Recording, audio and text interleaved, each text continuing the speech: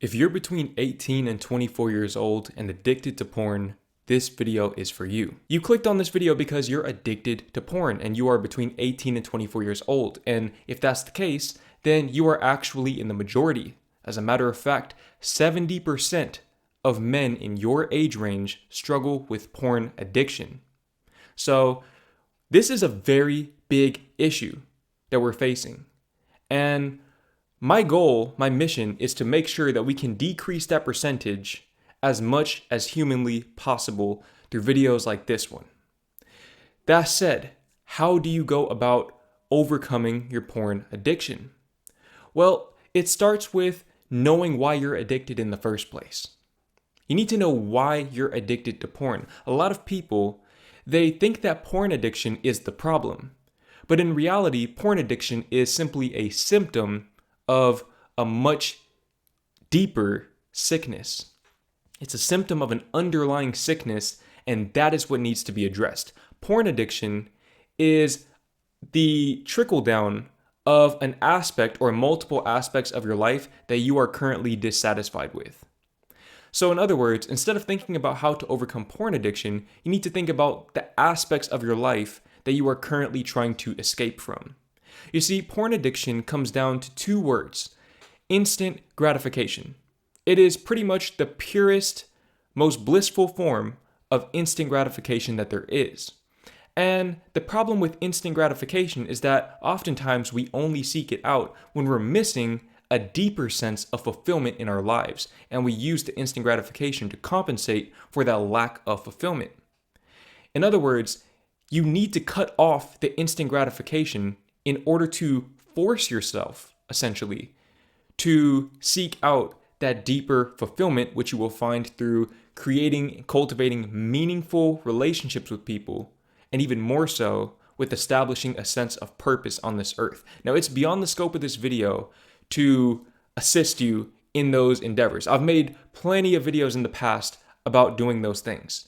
But the point is, you need to stop seeking a temporary escape from your life and instead start seeking a permanent escape from your life, or rather from the chapter of your story that you're in.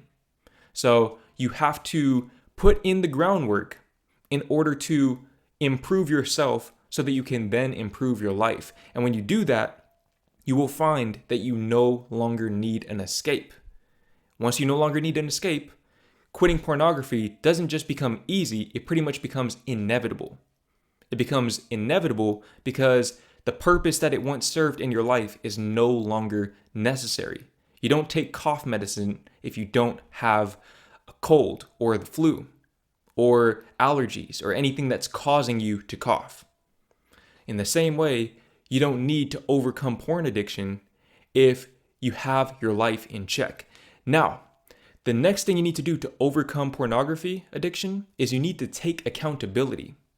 You need to take accountability for not only your porn addiction, but also for the aspects of your life which are driving your porn addiction, which are perpetuating your porn addiction. You need to take accountability for all of the aspects of your life that you are currently dissatisfied with. Because here's the truth of the matter. You are where you are in life because of the decisions that you've made in the past. Granted, if you're between 18 and 24, the chances are you were far too young to understand the gravity of the decisions that you were making when you made those decisions. Because a decision that you made at 15, of course, was made from the perspective of a 15-year-old, without thinking about the implications of that decision on your 21 or 22-year-old self. My decision to play video games all day as a teenager set me back years in my early 20s. I missed out on years of potential progress I could have made because I played video games all day.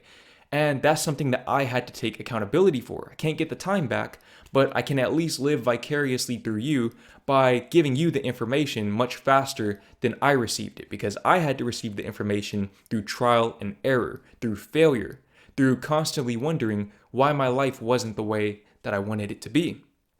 Well, the reason why, younger Jordan, is because you made very poor decisions. And as a result, you don't live a life that you want to live.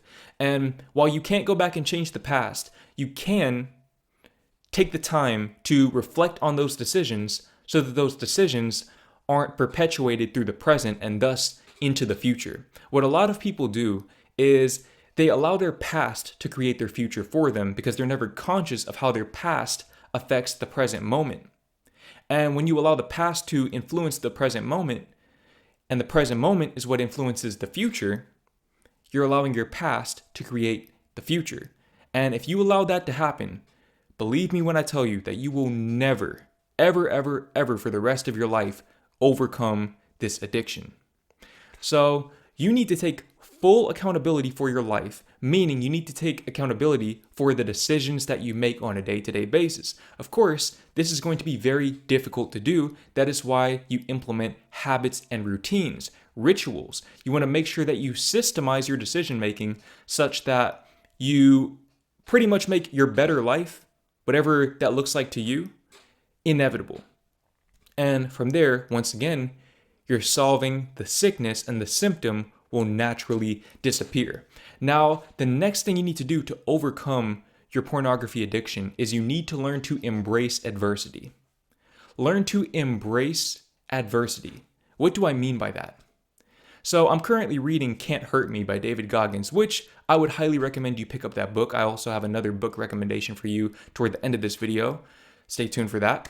But in the book, one thing that I've taken away thus far is the power of using adversity to strengthen your mentality toward overcoming adversity in the future.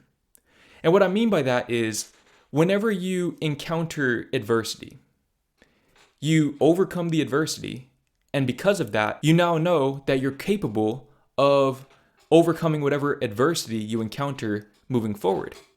David Goggins likes to call this the cookie jar. You can reach into the cookie jar and pull out a story that reminds you of how capable you are. And up to this point, whether you know it or not, you have a full catalog of chapters of your story where you overcame adversity. The reason why I know this is because, for one, you haven't lived a perfect life. And two, you're still alive. And if you're still alive, that means you have overcome 100% of the obstacles you've encountered in your life.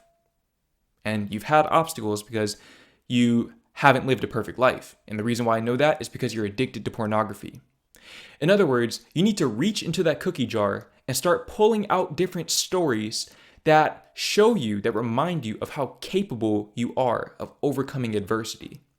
And then what you need to do is you need to think about all of the adversity you're facing right now, which at the age of 18 to 24 probably has a lot to do with you feeling like you're behind your peers, whether you know it or not. At some level, you feel like you're behind your peers.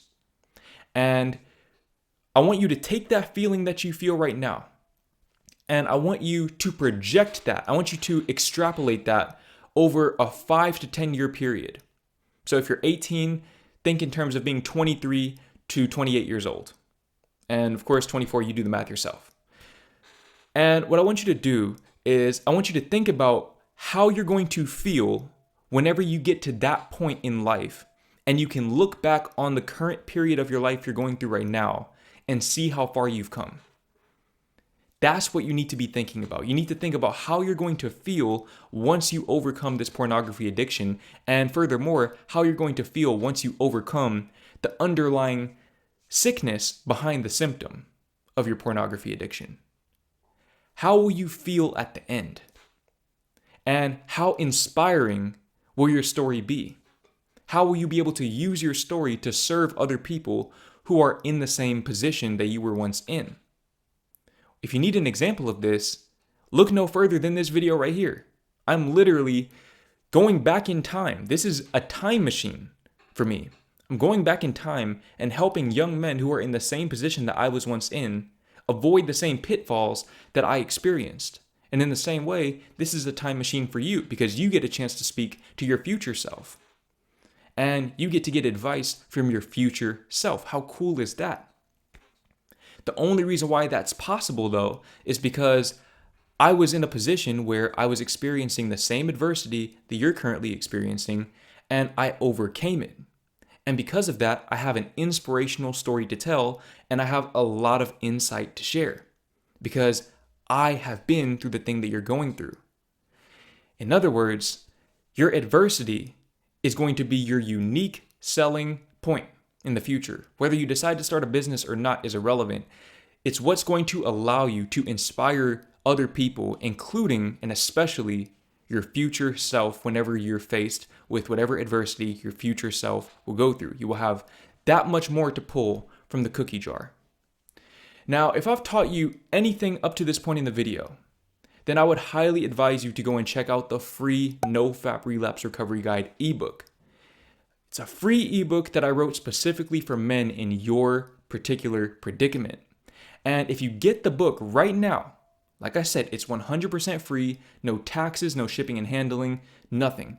It's a digital ebook. If you click the link in the description or the pinned comment and get the book right now, you will be able to leave your lust in the dust in 15 minutes.